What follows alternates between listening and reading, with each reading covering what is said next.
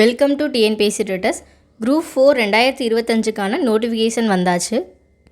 So எல்லாருமே தீவிரமாக prepare பண்ணிகிட்ருப்பீங்க. So போஸ்டிங்கை பற்றி நம்ம என்றைக்குமே யோசிக்கக்கூடாது. போஸ்டிங் 3000 இருக்கலாம், 6000 இருக்கலாம்.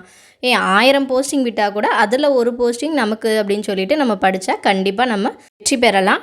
ஸோ அடுத்ததாக நம்ம முக்கியமாக இம்பார்ட்டன்ஸ் கொடுக்க வேண்டியது நம்மளுடைய ஹெல்த்துக்கு தான். ஸோ ஹெல்த்து நல்லா இருந்தாலே நம்மளால் என்ன வேணாலும் பண்ண முடியும். ஸோ அதுவும் இந்த சம்மரில் ஹெல்த்தை ரொம்பவே முக்கியமாக பார்த்துக்கோங்க.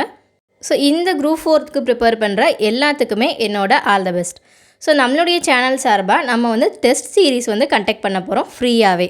ஸோ இந்த டெஸ்ட் சீரீஸ் உங்களுக்கு ரொம்பவே பயனுள்ளதாக இருக்கும்னு நம்புகிறேன்.